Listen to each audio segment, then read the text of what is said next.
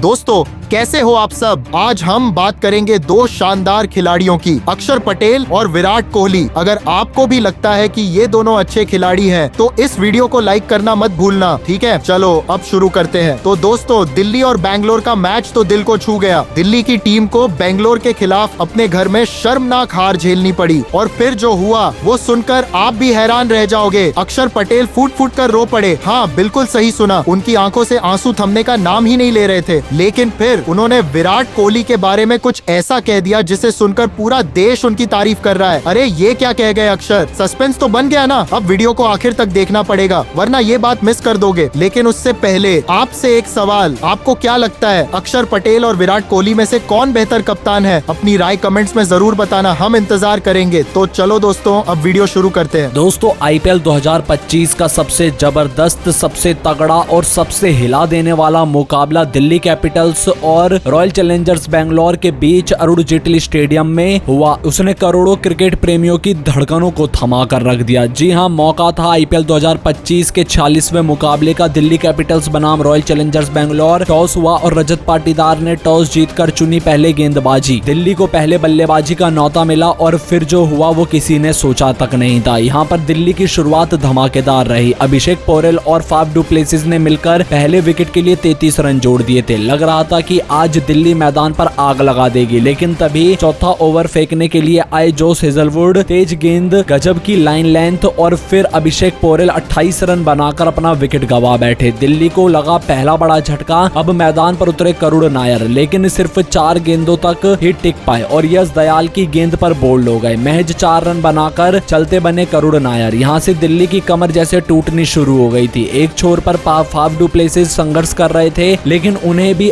ज्यादा देर तक टिकने का मौका मिल नहीं रहा था। कृणाल पांड्या ने फाफ को 22 रन पर पवेलियन भेज दिया। दिल्ली को अब किसी चमत्कार की तलाश थी और मैदान पर आए अक्षर पटेल। अक्षर ने कोशिश की लेकिन 15 रन बनाकर चलते बने। अब सारी उम्मीदें टिकी थी केएल राहुल पर। राहुल ने मोर्चा संभाला और अकेले संघर्ष करते रहे। उन्होंने 39 गेंदों में 3 चौकों की मदद से 41 रन बनाए। लेकिन जब लग रहा था कि राहुल अब दिल्ली को संभाल लेंगे, तभी भुवनेश्वर कुमार ने उनका भी शिकार कर डाला। जैकब बैथेल के हाथों कैच आउट। लेकिन दिल्ली को एक और बड़ा झटका लग गया। अब जिम्मेदारी आई आशुतोष शर्मा पर, लेकिन अफसोस आशुतोष मात्र 3 गेंदों में 2 रन बनाकर ही आउट हो गए। फिर आए विपराज निगम, थोड़ी उम्मीद जगाई लेकिन वो भी 12 रन बनाकर पवेलियन लौट गए। तभी एक योद्धा उभरा, नाम था ट्रिस्टन स्टब्स। जहां ट्रिस्टन ने अकेले मोर्चा संभाला। भुवी जैसे धुरंधर गेंदबाजों के सामने डटकर खड़े हो गए। 18 गेंदों में नाबाद 34 रन की पारी ठोक डाली और इसी के दम पर दिल्ली कैपिटल्स ने 20 ओवरों में 8 विकेट खोकर 162 रन बनाए। अब मुकाबला सेट हो गया था। आरसीबी को जीतने के लिए 163 रन चाहिए थे। गेंदबाजी में भुवनेश्वर कुमार का जलवा रहा, जिन्होंने 3 विकेट चटकाए और जोस हेजलवुड को भी 2 विकेट मिले। अब दिल्ली को पता था पिच पर बल्लेबाजों के लिए कुछ खास बचा नहीं है। बॉल घूम रही थी, सीम मूवमेंट भी मिल रही थी और फिर आरसीबी की ओपनिंग जोड़ी मैदान पर उतरी, विराट कोहली और जैकब बैथेल की, जहां दोनों बल्लेबाजों ने बड़ी साझेदारी करने की कोशिश तो की, लेकिन अक्षर पटेल ने तीसरे ओवर की दूसरी गेंद पर जैकब को करुण नायर के हाथों कैच आउट करवा दिया, जो कि 12 रन बनाकर आउट हुए। फिर मैदान पर उतरे देवदत्त पडिक्कल, जो कि इसी तीसरे ओवर की चौथी गेंद पर अक्षर का शिकार बने और मात्र 2 गेंदों का सामना करते हुए बिना खाता खोले ही लौट गए। अब 2 बड़े विकेट 20 रन पर गिर जाने के बाद आरसीबी की पारी लड़खड़ाती नजर आ रही थी। फिर अक्षर पटेल की चाल भी काम करी, जहां विराट कोहली रन भागने की तलाश में थे, लेकिन करुण नायर ने रन आउट कर दिया रजत पाटीदार को। 26 रन पर तीसरा विकेट गिरा। फिर दोस्तों यहाँ पर विराट कोहली ने कृणाल पांड्या के साथ मिलकर साझेदारी को आगे बढ़ाया और दोनों खिलाड़ी जीत के करीब आरसीबी को लेकर पहुंच गए। लेकिन इस मैच में पहले से ही दिल्ली की टीम बैकफुट पर थी और फिर यहाँ मैच में असली रोमांच बनता हुआ नजर आया। फिर रो पड़े अक्षर पटेल, कहते हैं कि मैंने सोचा नहीं था कि आरसीबी की टीम शुरुआत में इतना स्लो खेलेगी और फिर ऐसा कमबैक करेगी कि एक टाइम के लिए तो हमें भी डर लगने लगा कि हम कहीं इस मुकाबले में पिछड़ ना जाएं। लेकिन हमारे गेंदबाज कुलदीप यादव ने इस मैच में हमें बनाकर रखा। भले उन्होंने विकेट ज्यादा नहीं लिए, लेकिन हर गेंद पर उन्होंने रन भी ज्यादा नहीं पड़ने दिए और मौके मिल नहीं रहे थे आरसीबी की टीम को, इसलिए हम कमबैक कर पाने में कामयाब हो सके। लेकिन विराट भैया के आगे आखिर हमारी क्या मजाल है, हम उनके आगे कोई हैसियत रखते ही नहीं है। वो एक महान लेजेंडरी खिलाड़ी हैं। तो दोस्तों अब आप सभी क्या मानते हैं, अक्षर ने सही कहा मैच के बाद? अपनी राय हमें कमेंट करके बताइएगा।